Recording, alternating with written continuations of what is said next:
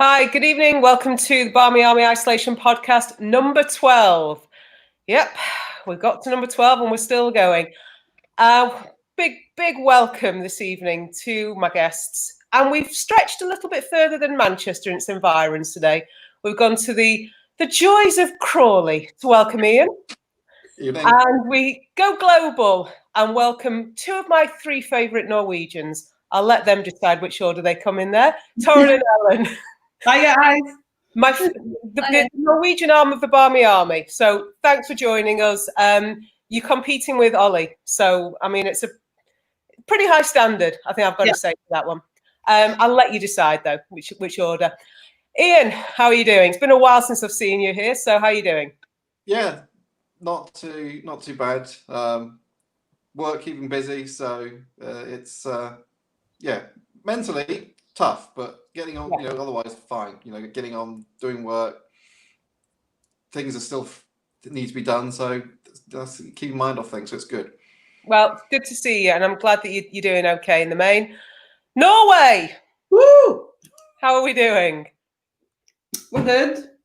Yeah, working. Yeah. Just very quickly, obviously, there are elements of what we're going to talk about tonight that tap into the COVID pandemic and the impact it's had on the season.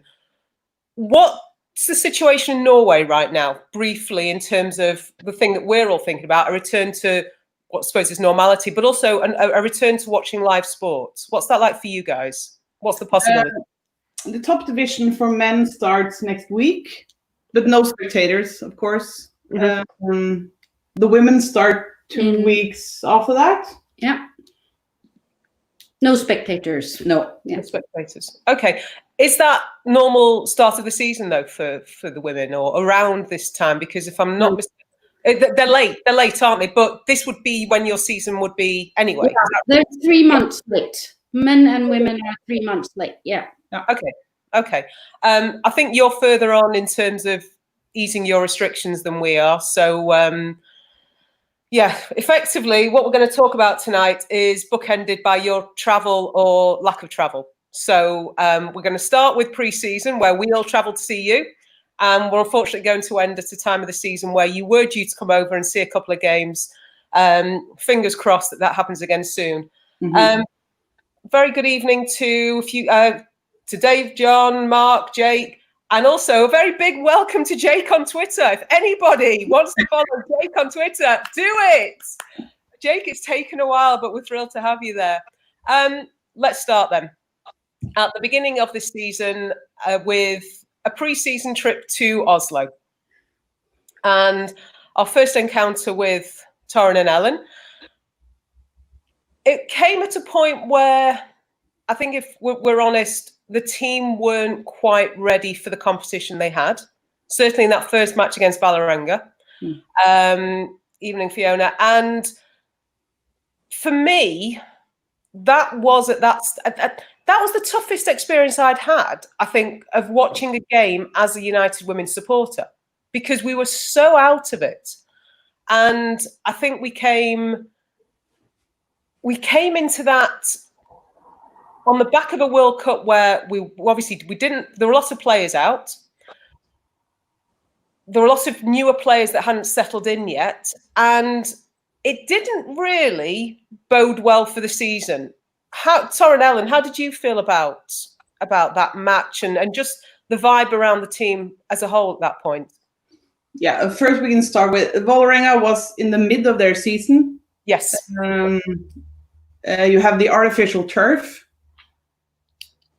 Yeah. Which English teams are not familiar to play on, and I just think we could see the difference between the teams, because mid-season, pre-season, and Vålerenga just run through us. They just sped on and run through us, and we can also see the inexperience of some of our players. Then, if they would just run by, and then they just lost their head. They didn't know what to do. So it was a huge experience for them, I think. For me, it was huge as well. Yeah, but I'm always, the the sensible one. I think it was good that they yeah, you know what I mean. I tried to, you know, pull us back to earth, ground us. I think it was good that they saw that nothing comes free. You have to work for it. And there is a difference. I was a bit shocked, I must say, because Vålerenga isn't that good, but just that match. And I was, like Torunn said, it looked like Vålerenga just ran us straight down. Now, being said, I am getting to, you know, the artificial turf would do that to people who, or players who aren't, you know, used to playing on that kind of turf, and you could see that. Yeah, the ball goes faster. The ball bounces in a different way. Pretty much everything is different on that turf. But I think they tried. They played well. I think they played well. I don't think the score showed how they played. I don't think. And I must say, what I enjoyed the most about that game, apart from what happened on the pitch, was just all the fans coming out to see Manchester United women. That was the team had existed for a year. There was a lot of fans there, and that just experiencing that, hearing that, seeing all those people, that was the best experience. Yeah, and it's great to be a part of. Ian, I know you had at one point hoped to come out, but things with work hadn't worked themselves out. And I think that for me, the best part was not the match. Almost, it was great to see the players, but we'd been to see the players in a training session the day before, and I know Nat and I were on Twitter today saying that we got a little bit excited. Won't deny that at all. It was the first time we'd seen some of the new players, and just being together as a group of fans for us was great, and meeting new fans, and just a great experience to do pre-season with the women's team and to be a part of that. And I know I'm going to jump right ahead, but we were hoping, looking forward to focusing on the pre-season we'd have been going to this year. Obviously, that's not happened. But fingers crossed, what it does mean is that more people will hopefully be in a position to, in 12 months' time, look to go to the next pre-season, because it was such a great experience, I think, as a fan, just to see the team play abroad, and really gave us an opportunity to get that taste for what will hopefully be Euro aways. So there you go. I didn't go to it. I know Nat, Ben, they went to the game against Sandefjord later in the week. It was on the Saturday, if I'm not mistaken. And I think it was an easier game, but also lower level opposition. Casey was adamant that she wanted to play a team that was going to give us a good challenge. But I think what it did was reassess where we were in terms of what our expectations would be for the season that came up. Yeah. So let's move on. Let's come closer to home. Certainly closer for me, anyway. To East Manchester, the beginning of the season, and the big announcement: first game of the season, we're going to have a Manchester derby. And then City decide we're going to host it at the Etihad. And our Norwegian friends had such a great time, they thought, no, we've got to come to that one as well. We had an away section, but it wasn't how we like to have an away section, in terms of we were spread out that way rather than in a block. And I think it sort of diluted some of the noise that we were able to make. As a contest, Ian, what do you remember about the actual game and how we competed? I thought the first half we were the better team. You know, if it hadn't been for Eddie Robot pulling off that pretty well, I was going to say wonder save, but it was, you know, it was right up there from Jane Ross's outstretched right boot. You know, I would have thought being 1-0 up after 20 minutes, I think it was, we would have deserved it.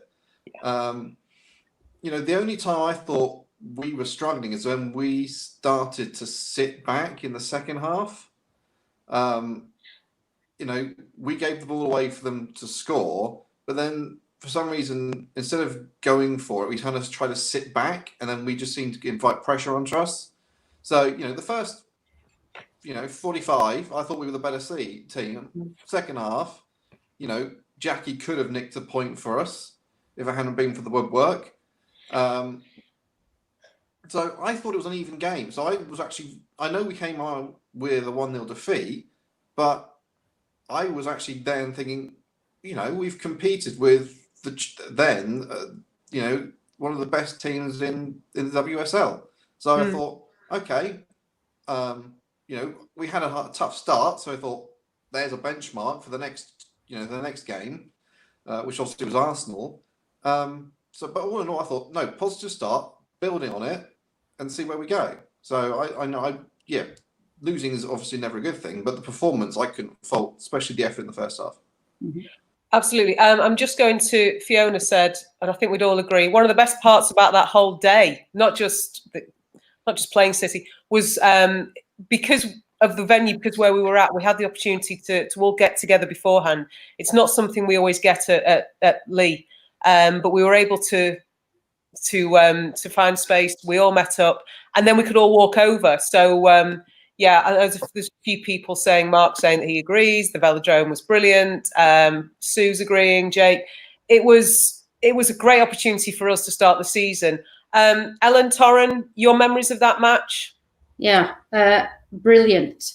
The reception at the velodrome. Just, getting to text you guys were so welcoming. And I think that's important for new fans as well. For our first time over, new country, not new country, but, for going to football, finding everything. And you were so welcoming, explaining. We felt, that you really cared for us. And I think that's really important because that makes you want to come back. Mm-hmm. And I think that's important for new fans and people watching to spread how welcoming the community of the Barmy Army is. And just, really what we call in Norwegian vorspiel, where you meet up before a party or a match. Yeah, it really felt like that. Just sitting down, talking and walking together, singing, everything. And then for us, coming into the seats and everything, it was so big just coming up. We'd never been there before. Seeing all these people, there were so many people for us. I don't think, we've been to the Norwegian where our national team plays, but that's about it, except for, Old Trafford but for women's games, seeing that many spectators and everything, it was just, I was so, butterflies, everything. It was perfect. Mm-hmm. Yeah. It was a great way, for us to announce our arrival in the WSL. Obviously, not what we would have wanted. And Ian, I think most of us agreed that on the balance of play, we were the better team in the first half. And it was a great goal they scored. But that chance with Jackie, I know I was. I think I was saying to you, Torren, earlier today, and we were messaging each other, and I was saying that.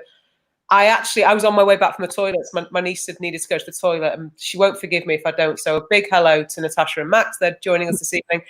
And as we came down the stairs, we thought it had gone in for no other reason than we couldn't actually see clearly, but everybody was celebrating.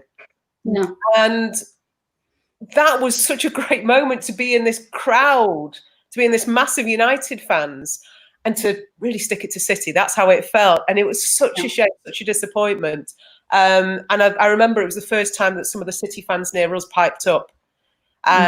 They've been completely quiet. And I know it's one of the things that, Jake mentions it, that we didn't have as many fans, but we still drowned them out. But not the first time, certainly won't be the last time we do that. So came off that with a lot of confidence, I think, in terms of the way we'd played. Obviously no points, no goals. And then the start of the season got a little bit tougher, took on Arsenal on a Monday night where I think it's fair to say, Ian, will you back me up on this? They were the better team. We were hanging in there. Actually, on the balance of play, let's keep it short and sweet. If anybody was going to win it, they were going to win it. Would you agree? Yeah. We were lucky it was only 1-0 because Mary made that fantastic double save in the first half. She did. And I will also say, as lucky as we were that it was only 1-0, we nearly hung on in there for a draw, which would have been a great point.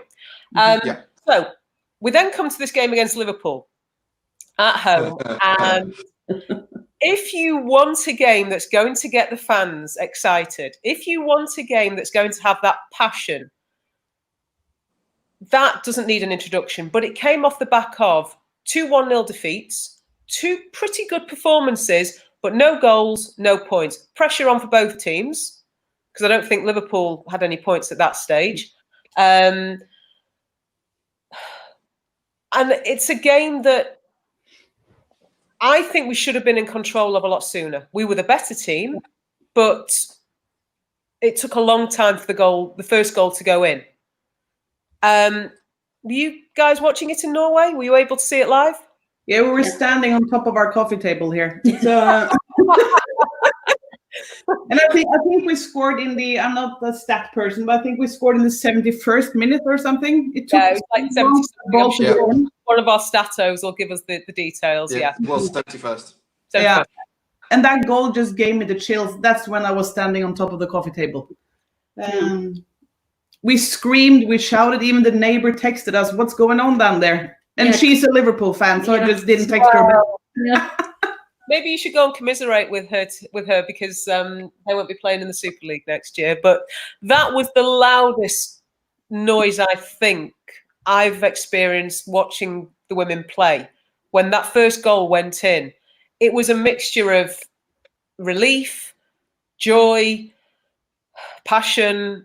Everything came out in that from the fans, and it was huge. So glad you made yourself heard. Ian, your memories of that game?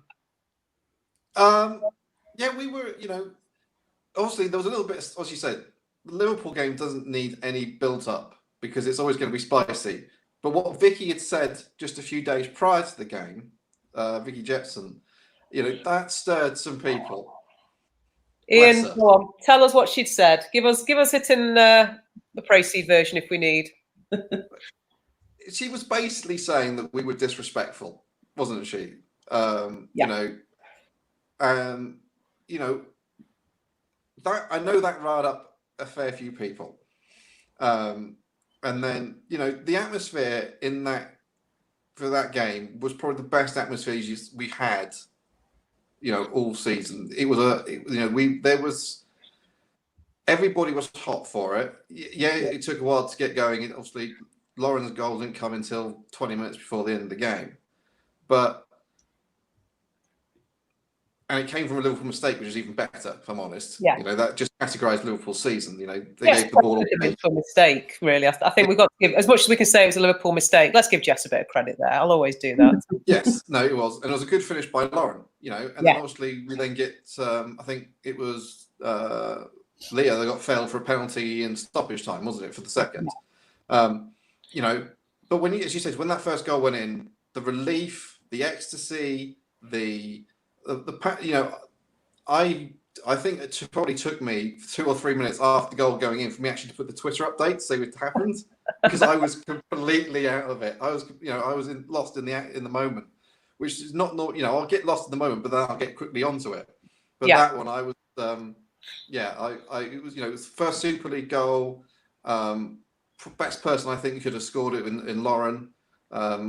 So no, it was a really really good game, so especially the last 20 minutes because we did control the game. Wasn't many chances in the first half, but the second half I think Casey got into them at half time because we were much better in the second half. I never felt, from memory as well, might be doing me a disservice here, I never felt pressured by Liverpool, and once we did get that first goal, that was it. There was no sense of, they're going to come back at us. I know Jake said here that I'll put this back up. The fact that we were made to wait and work hard for the league made the first goal even better. The sound and the emotion was unreal. Probably, like I said, my favourite single moment, maybe at Lee this year. I'll talk about one of my other ones coming up as well. But yeah, completely. It was a game we should have won, and thankfully, it was a game we did win. So we finally got our first goals.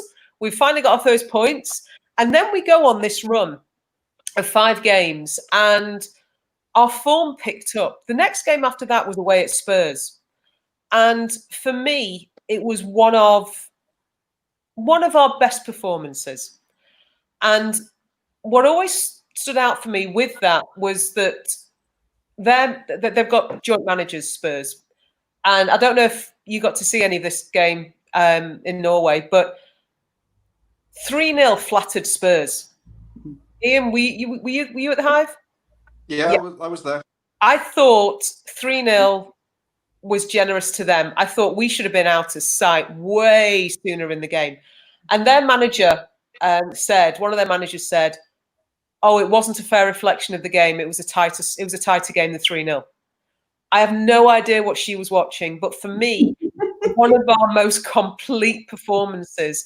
And in many ways, 3-0 was nowhere close to what we were performing.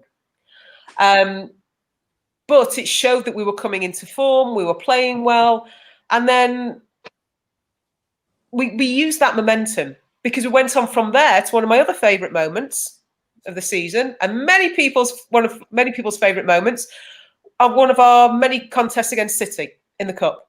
Mm-hmm. And as much as I loved the moment that LJ scored against Liverpool, Katie's free kick against City.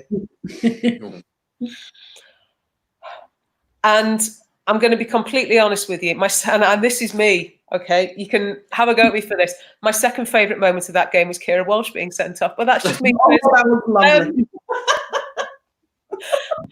Yes, I am that petty. But that, again, I think we had confidence, we had momentum. I don't think City played at all well. I don't think they had a shot on goal till the 80-something minute. It was a really poor performance from them. But we were picking up momentum. It gave us a lot of belief, and it just started to roll. There was a great vibe around us at that point, and it started. I mean, Mark's nailed it there. The scenes, when that free kick went in. We've been fortunate. I know we've had a shorter season, but we've been fortunate to have some really great moments already, especially at home to celebrate. From then, City, we've got a game against Reading, where I think there was a bit of a hoodoo with Reading. Ian, I don't know if you felt this, because of the way things had gone last season in the cup competitions, there was a sense that we really needed to put one over them. We needed to get one over them. But they're a tough team. They're a physical team. And at 1-0, they were coming back at us. Mm-hmm. And we were under pressure. They were fighting. They're a tough team. But for me, that goal that Jess scored, the second goal, I celebrated it like it was Zelly's free kick against City, like it was LJ's against Liverpool, because it was such a great goal. And she had time, and she'd had a similar situation last year at our place and hadn't scored. But I'm just going to go back for a moment. Just going to reflect on the City game. Nat's given us a comment. There we go. Thank you for that. Ian, that Reading game, do you remember it for much more than the goals? Because there wasn't really a lot going on around it. But yeah, Fiona's nailed the bit of, I was talking about with that. Yeah, I was going to say, the Reading game was, Hansen's volley. I think it was a volley, was it? I think it was a volley. Yeah, I think so. It kind of from the deflected cross. Yeah, from the deflected cross from Leah on the left. That was a really good finish. This was actually on BBC here, so it actually got a good. It got a good reception. There was good. The game was shown in the UK on the BBC, so it had a good audience. Okay, it's not Premier League audience, but it had a good audience. But the composure of Jess's winner. That was 5 minutes from time, I think it was, put through by Jackie. But the thing is, Yeah, you got to remember though, Jess started that run 25 yards inside her own half, and she had so much time to think about it as well. You know, sometimes I know the strikers say, I just want to be able to there, hit it, not think about it. Because then yeah, absolutely. But I think, and maybe Ellen Torren, you might be able to help me out here, because I'm not sure whose feed you pick up for some of these games, but the commentary that we had when I watched the highlights back very clearly picks up the fact that she bends her run so that the defender has no option but to just stay with her. They can't take her down because as she comes across them, they've got to step back almost, because if they touch her, she's going down and they're getting sent off. So that was such a clever run. I don't know if you picked anything like that up on your feed, or I don't know whose feed you got, if it was on the BBC or whether you got a home broadcast or. We have something I can't talk about in public, but I've seen right. it. But it was very good to watch, and some games you get to watch, some games unfortunately you don't. Right. So I'm going to make Jake a happy boy here, because he can talk about the next game. He can talk about one of his favourite places. And Ellen Torren, I have to apologise, because you won't now get to visit the absolute palace of football that is Southport. Because twice now we've been there for cup games, and twice now we've won 3-0, but we have had the best atmospheres for away games. And it's not a great ground. It's not a wonderful venue. It's not easy to get to if you don't drive necessarily. I know there's a long walk after the train station, Ian will tell you that, but we've just had great atmospheres there. We've been either side for both games, but we have made the noise as ever. And it was a 3-0 win that just felt easy. It felt, for me anyway, I don't know what your memories of that game are, but most people's memories involve one goal, which was the last goal. Because I'm still convinced, as Amy Turner's running down, that ball's getting whipped over.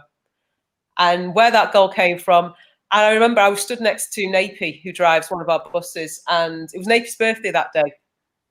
And he'd actually put a bet on for 2-0. And Amy is a massive, Napi is a massive fan of Amy T. And when that goal went in, I turned to him and I went, yes, you've got to be happy now. And he went, no, she's just lost me money. I had money on 2-0. So that conflict that you have sometimes as a fan. But yeah, unfortunately now Everton have moved to Walton Hall Park. Walton Hall Park. Literally a park. Sorry? Literally a park. Literally a park. I work, and I've said this to countless people, I work with a Scouser, and she tells me that that's where they used to go to, like when there were there were fetes on at the park. That's where they used to go, Wally Park, as they called it, Wally Hall Park.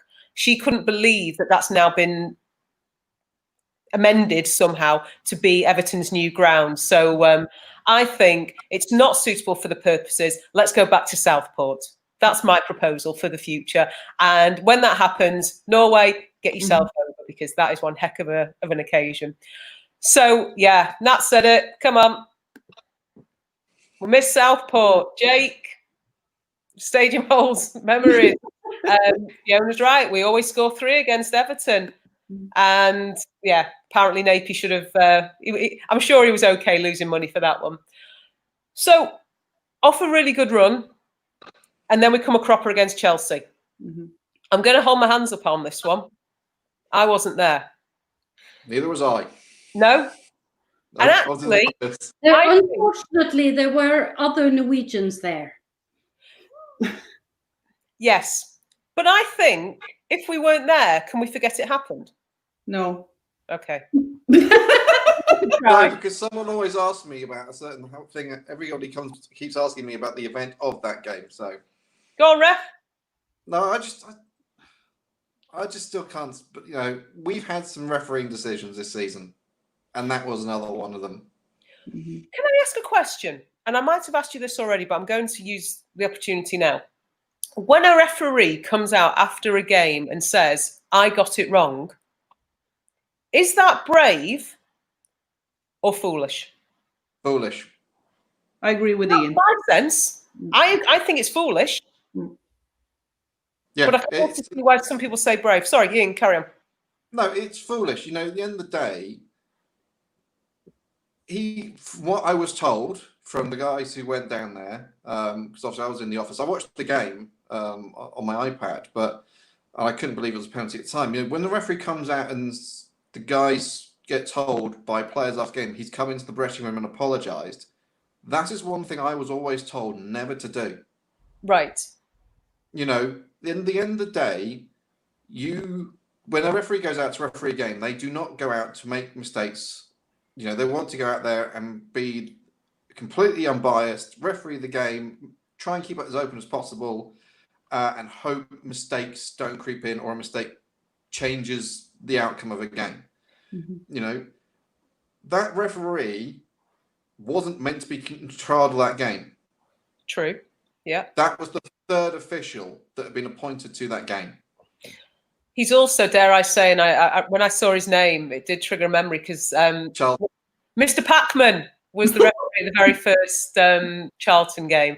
And I appreciate it wasn't his fault that situations happen, but I think he's one of those we've got to put on the list to never referee us again because we don't get good vibes. It's not a good moment. So, yeah, it's always something I've wondered in terms of, do you admit to your error, which is brave, which is the honest thing to do, or it shouldn't be made at the ground. If there is an apology to be made, it's to be made by the FA in the week. You know, you will not see a Premier League official apologise at Old Trafford at, you know, the Emirates or the Etihad. They're not going to do it. You know, they'll go in. You know, they get marshalled so well by stewards. You will barely get a chance to speak to an official. You know, if they think they've made a mistake, they will get changed and get out. And an apology will be made midweek by the FA. They say, look, they got it wrong. Sorry, we will learn from the mistake. That's the end of it, because it's all they can do. If there is an apology to make, they'll make an apology, but it doesn't change the outcome. So the apology is basically meaningless. Ellen? But that's one of the issues with women's football, because we have the same issue in Norway. It's not viewed as professional as it should be, and I think that's one of the issues. You can't, you know, you have to get the level both on the referees and what job they do, but also all situations surrounding the referees before, during, after.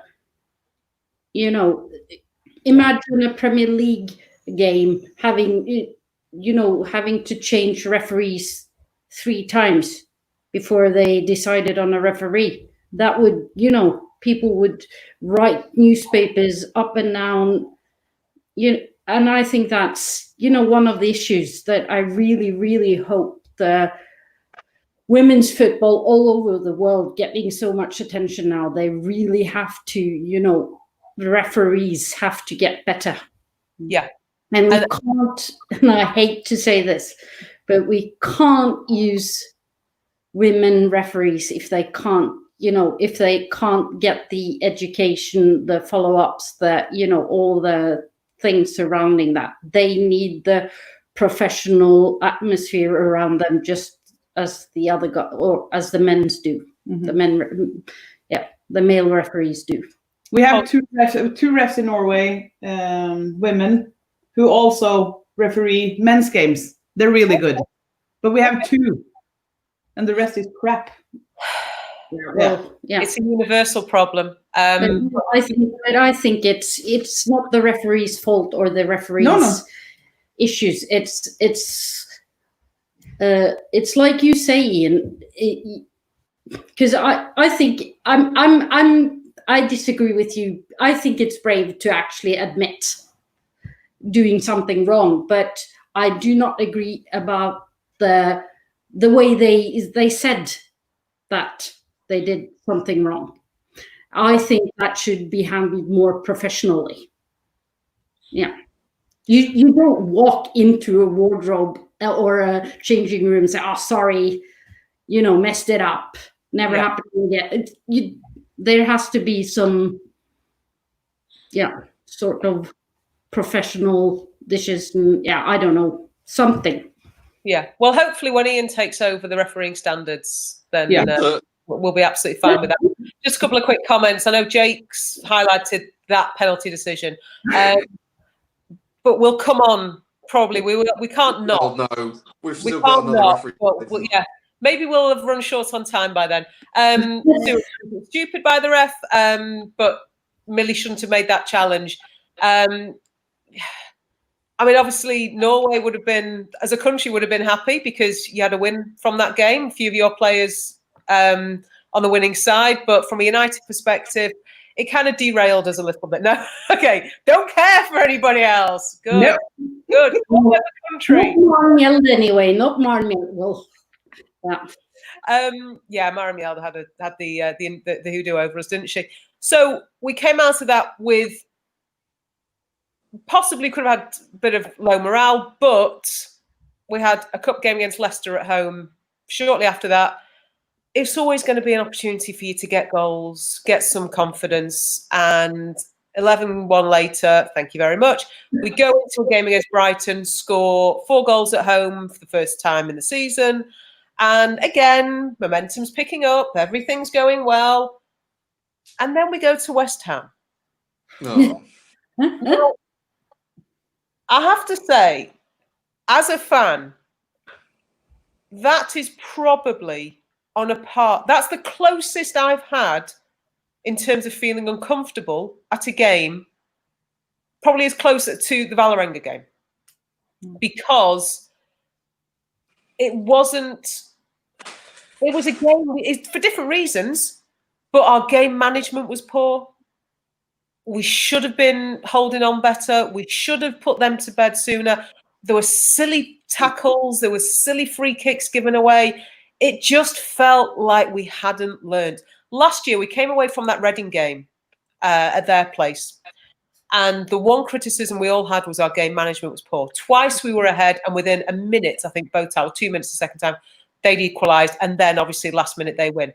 Game management was our big thing. And we put it down to naivety. I think the squad was young. They hadn't been together long. We use those kinds of reasons. But the exact same thing was in evidence against West Ham. And it was a hard watch. It was a really difficult game to be at, to watch. And I know Shane and I, when Lauren scored our second goal, we celebrated because it had been one of those really challenging games, and we just felt the relief.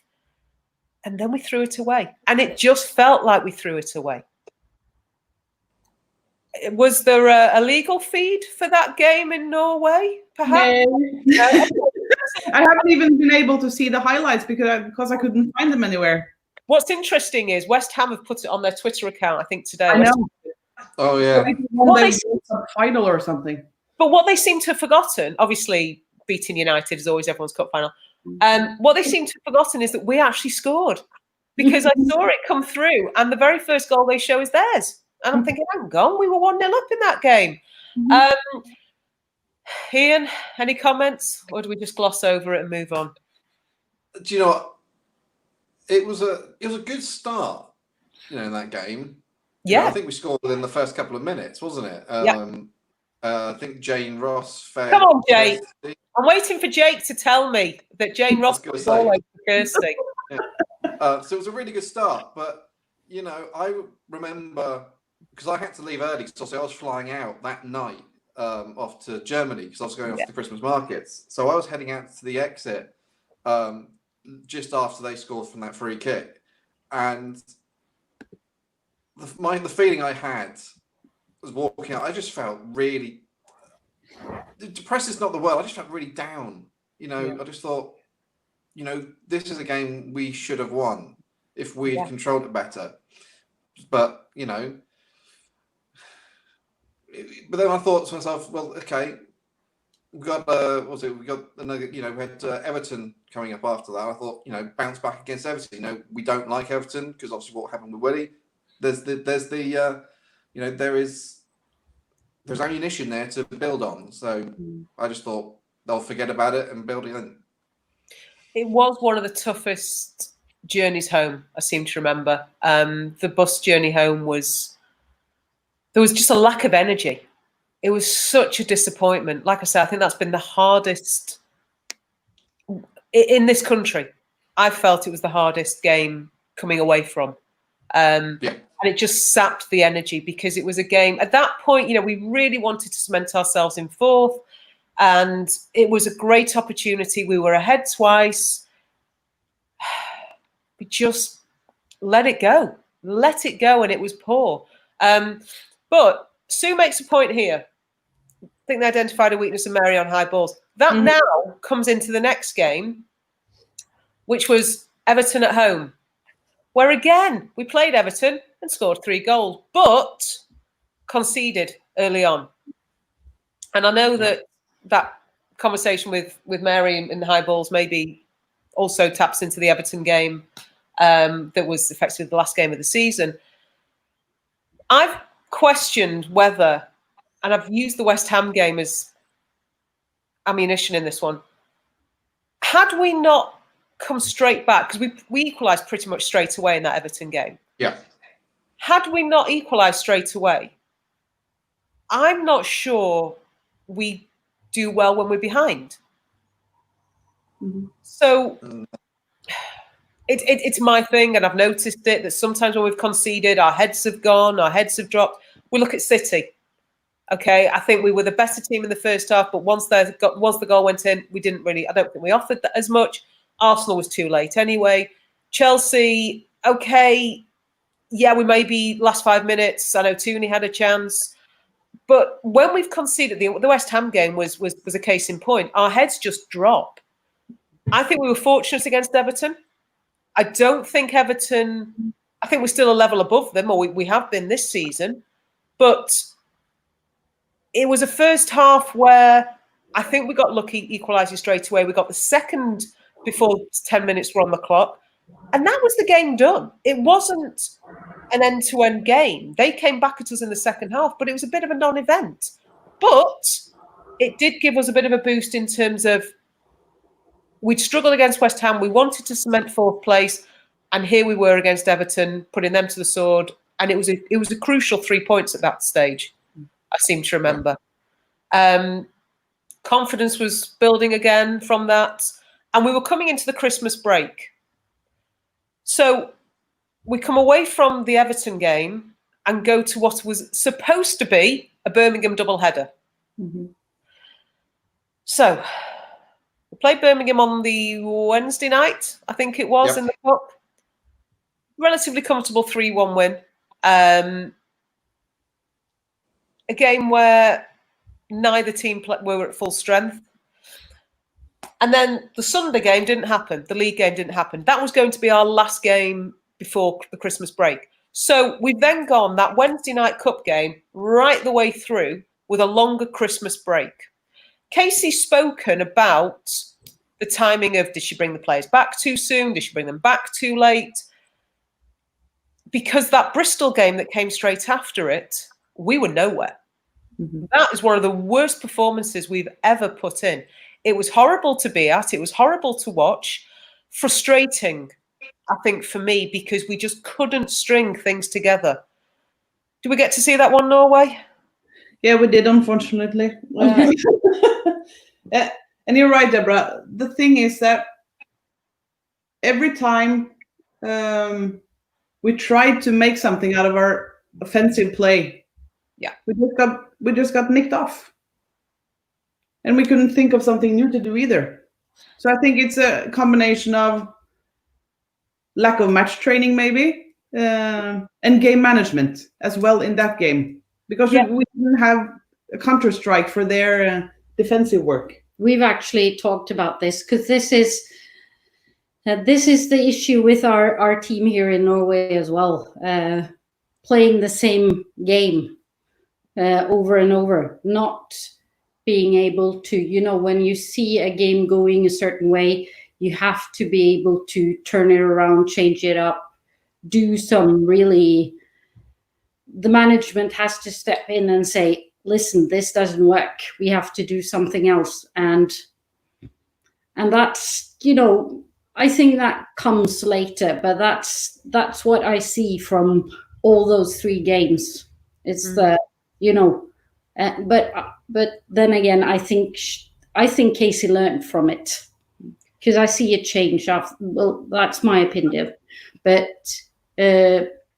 yeah, and I think it's always hard to come back after a break, and having two games that weren't the best, and then a long, break, and then starting again. It's difficult, and management really has to be on top of that.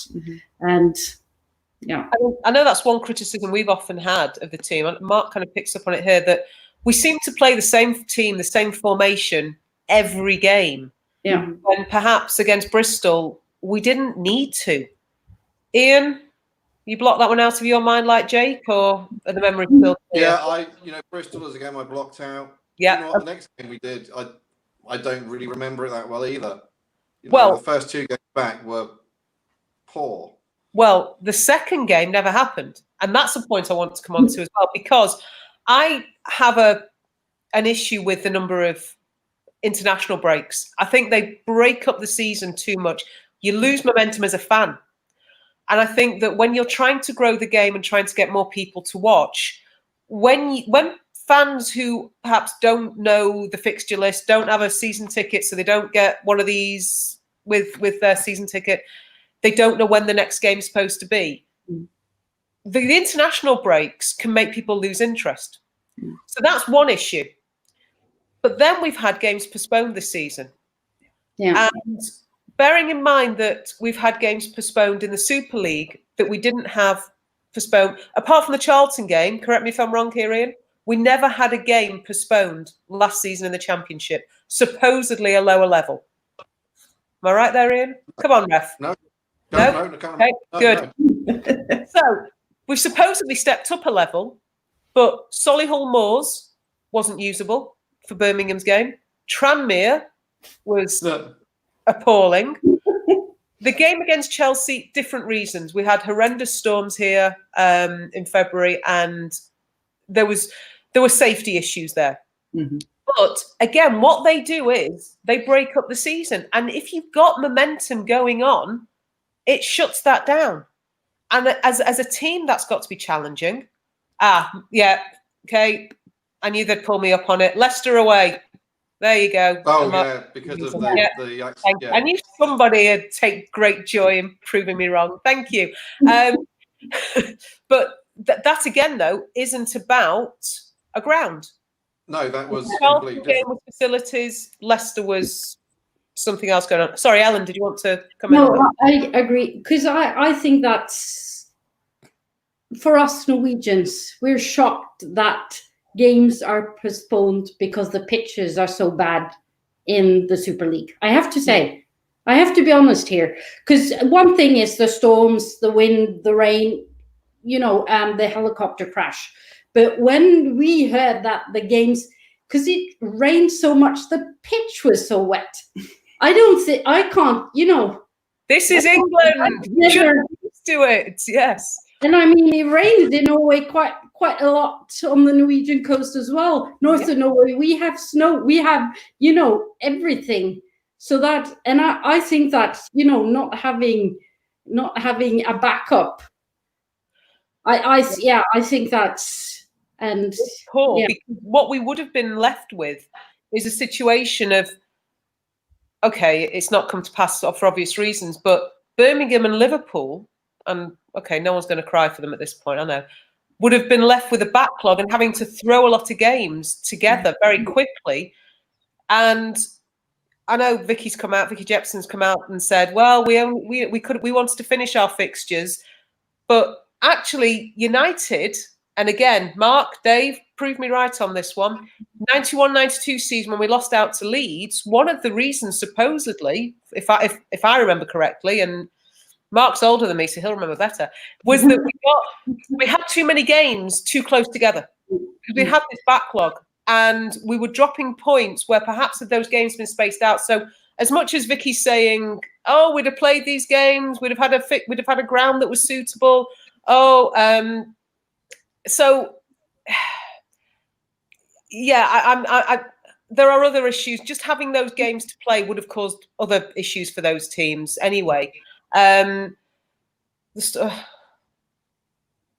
so I've just our 2 games in hand were provisionally put into May, weren't they? So you would have been right at the end of the season. There we go. We had to play 5 and 7. Well, that's extreme if it was happening, but any team that has to play that, you're asking for injuries.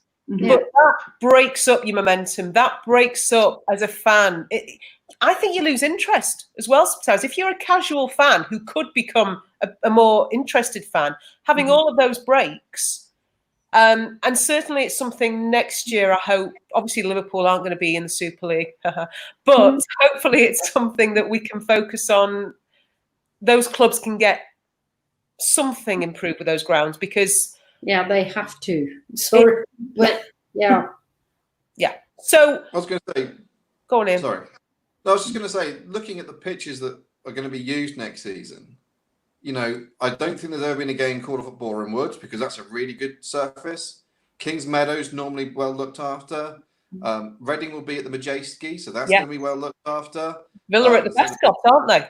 So they've got good infrastructure. Going to be Bescot, so that's not, you know, I don't think I've ever remember a game being called off for a dodgy pitch at the Bescot.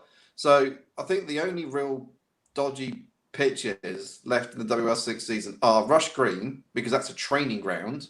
It's horrible. It's a horrible place. And obviously the park. And also Stoke Gifford, potentially. Well, I don't know. Fiona makes the point that they've had to extend the Super League for Liverpool, the rate things were going. Another postponement for Liverpool would have caused havoc for them. So again, we've come off that Bristol game, desperate for another game, desperate to get momentum going. Can't play Liverpool. Yeah. But then we go and play Spurs. And I don't know if there have been any highlights of this game, but I will tell you now that having been there, it was as hard to see anything as... I don't know if the TV coverage would have been any better. Well, we watched it yesterday. Perfect picture. No. Was it just grey? Yeah, it was grey with some red color from the was... players, and I don't, if I don't remember wrong, they switched the ball from a white ball to a yellow ball at half time. So we played with a yellow ball in the second half. At half time, I swear the fog was coming down so badly. None of us wanted to say to each other, do you think there's a chance this is going to get called off? Dave's pointed out that West Ham are moving to Dagenham. So no more trips to Rush Green, unfortunately. And Jake, I'm glossing over it, not because I don't want to give Jane ultimate respect, but just because we're short on time. The Conti quarterfinal 2-1 win over Brighton. Forgettable game. Yeah, okay. Sorry, Jake. It was great. But anyway. Shout out for Jane Ross, Jake. The Tottenham game again. Do you remember the penalty, Ian? Exactly. Yes. Kind of. Were you convinced it was a penalty before it was given? No. Right. Do you remember at half time this happened? Yes, it was very funny. One of my favourite moments, and I know I keep saying I loved it. So, honestly, there was a moment, I don't know if it would have been captured on TV, but at half time we went in 0-0, if I'm not mistaken, and Casey stared down the ref, and the ref just had to stand there, couldn't move, and it felt like it went on forever. I think it did go on for a fair while. It went on for a few minutes until she then turned her back on him, and then he finally came off. And you know, it's one of those moments where you just think, oh, I love Casey Stoney.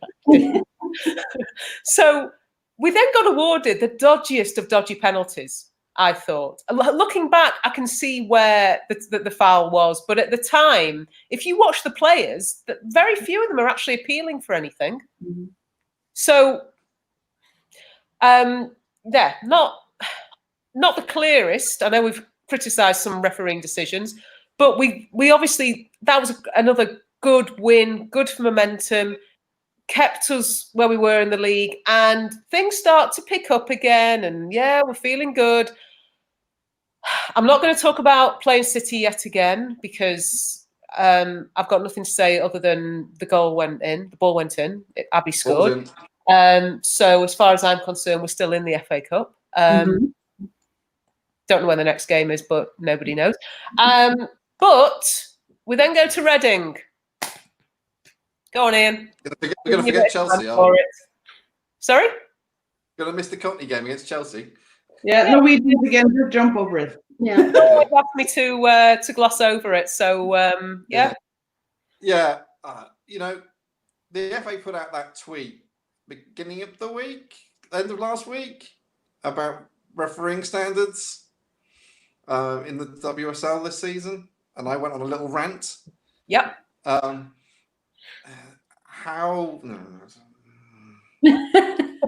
That is not one of those. And Katie even said it in that chat she did on Instagram last week as well, didn't she, with the Australians?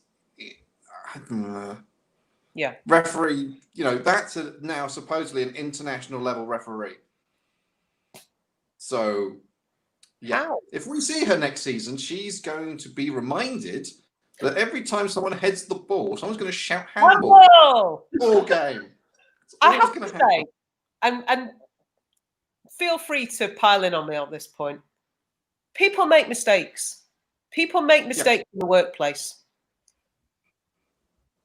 But, and there's a part of me that has maybe that much sympathy for her. Because, like I say, people make mistakes. But that kind of a mistake is too big. It's not even close. And the shock that was around the ground that day, I remember I was stood by, we were waiting to get out actually. We had to the players had to go out before we could cross over where the tunnel kicks in.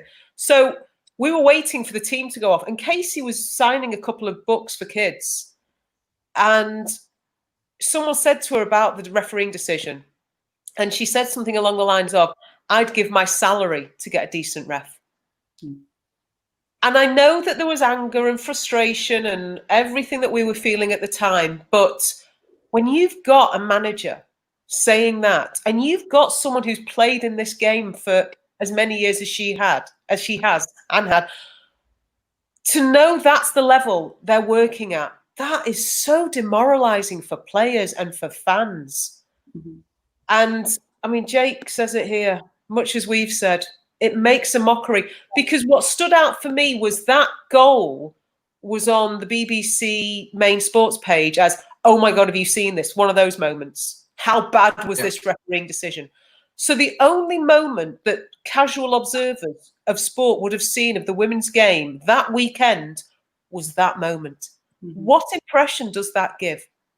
And I think that incident glossed over a couple of issues, such as we didn't score when we should have scored. We were in control of that game at times. We should have put that game to bed sooner. We should have been further away. And even at... Well, it could have been 1-1 before that anyway, if it wasn't for Mary's save from Exactly. Exactly. I was just going to say that wasn't the first penalty in the game. But I know somebody wanted to talk about that penalty, but I don't think there's anything more to say other than absolutely shocking, diabolical, and... No, we learned something new about British or English anatomy. Yeah, yes. We didn't know that the forehead was a part of the hand. Oh yeah, it's been that way since evolution. No, sorry, just yeah. Yeah, Fiona said when the Reading players tweeted about it, it's bad. Mm. It was the fact that players came out on social media talking about it. Yeah, I was going to say, you were right. It was on the BBC front page. It made the front page of the sports on the Telegraph, on the Daily Mail. It did make UK papers. And it was a case of, it can't be, I think Rachel Brown-Finnis said on the Women's Football Show on the BBC that evening, the FA say they put investment in, it's not obviously working. She's now, Kirsty Dower is now an international referee as of the beginning of this year. She can only referee as high as the Conference South or North in the men's game. How is someone, a referee of that level, also can be classed as international level? Yeah. They shouldn't be. The best female official we have in this country is Sian Massey-Ellis. Yes, I know Nat's a big fan of Sian Massey. Jake makes the point, he felt sorry for Mary. After the first penalty, she should have been the hero of the day. Let's move on. I know we're coming up to an hour, Please. so we're going to rattle through last couple of games. A very forgettable game against Brighton away, where Ian played host. Home game. Away. Manchester United played away. Indeed. I think, again, it highlighted so many of the concerns we've got about the team in terms of personnel, flexibility, not scoring goals. Sorry? We created nothing in that game. We created nothing. No, just a really bad day at the office. I'm not going to talk about anything to do with that because I know there's a few people that get rattled about it. But last game of the season, and in hindsight, how massive was this that we finished against Everton? Again, scoring 3 goals. Not our best performance again. We were 3-0 up and coasting. Leah comes off and suddenly we're struggling at 3-2. But again, it's very chopped up. We've got She Believes that's cut into the beginning of the calendar year, the international breaks, the postponements. But we've managed to get it together for effectively one last game, one last shot. And I think confidence-wise that we ended the season there, I think is massive. I think it's really important. And I think now that we can finally, I'd say, we finished 4th, and congratulations to us, that game, that result, if nothing else, perhaps not the game, shows that we deserved it. Yeah. We beat the teams mainly below us or around that little section. We beat Everton twice in the league. We beat Reading once, Spurs both times. So, okay, go on, Jake. Well, here we go. Yeah. I have 100% record as captain. Yeah. But I have to agree with Jake with Leah Golton coming back. Her coming back, like Torun, you had some points about that. Leah coming back, we're doing great. She gets subbed off. Yeah, she 3-0 becomes 3-2. Yeah, she was really important in that game. And I have a massive sense of regret that the season ended there because Kirsty Hansen was coming back as well. Yeah. And I know I talked about it when we did the awards, the nominations, that I love seeing wingers. It's a United thing. But I wanted so much to see Leah and Kirsty Hansen at their best, just going. Yeah. I know the issue is who's in the middle, but let's save that for another day. To have both of them running down those wings, there's pace, there's quality at the end of it, and yet we didn't get to see it so much. Yeah. Not at the time of the season, but Leah's a massive player for us. Yeah. They were really on the way back with that game. Yeah. Kirsty was warming in front of us. Sorry, Ian. I was going to say, I don't think I've seen anybody or any right back being able to contain Leah this season. When Leah's played, she's pretty much had the run of the left-hand side. Yeah. She missed a couple of games obviously to her injury, but the game she's played, I don't think anybody handled her that well. She's become, I think, one of our most important players. Yeah, Casey's right. She's the best left winger in the country. Yeah. She's the best. Best in the country, and under other circumstances would have been playing for England. Yeah. Maybe the change. I understand why she doesn't want to do that just yet. I'm all for if she doesn't want to play for England, that's her prerogative. Or she wants to, she fell out of love with football. She's still getting back into it. If she then feels like she wants to play for England, good for her. If she wants to, obviously, I know it's always club before country, but we'll always support her with her decision making. But absolutely, I think her not playing for England at the moment is doing her the world of good. Yeah. I know it's something I've said, and I'm selfish. I'd rather have my players fit and ready for United. Go and get one England cap, and then you'll always be a former England international. But all right, thanks very much. Stay fit for United. So I think in the space of this season, she was coming towards the back end of last season. She was really coming into form, though. She was. I think we all said, had she played the way she did the second half of last season, the whole of the last season. She was our player of the year last season. And she started this year well, and those injuries they've just held her up. And we saw in that game how important she is to us, not just as an attacking threat, but just her ability and her as an outlet on the pitch. So I really was looking forward to seeing a lot more of her this season. So were we live. Very quickly then, because I know we're running way over time, but I can't ignore. Not long after that, you were due to come over and visit us for the West Ham and the City games. Yeah, and we were actually traveling with you away as well. Yes, you were coming to Birmingham. Yes, you were doing the Birmingham. So you were going to do 3 games, and obviously the world then something happened. Went to hell in a handcart. So yeah, we're still. That's why we're doing these podcasts. Yes. Yeah. But hopefully, you guys looking forward to coming over when it's safe. Ian is in charge of travel, so he'll tell you when it's absolutely fine for you to travel again. Ian, when can the Norwegians travel again? Well, theoretically, they can still travel to the United Kingdom. Yeah. Okay. In 14 days of quarantine. If you don't want to quarantine, when can they come over? Ian, we need to sort this out. And where are we all going on pre-season next year, Ian? Where's good? In regards to quarantine, I don't know if it'll be over until August, September time. I don't know. It's something in the industry we just don't know, because the government not being very open, if I'm honest, with, they brought in this quarantine after, they brought it in. We've been in lockdown almost 12 weeks. Then you bring in a quarantine. So it's like closing the stable door after the horse has bolted. Yeah. So probably the quarantine will be in for a while. They'll probably make some air bridges so you can go to certain countries and come back without having to quarantine.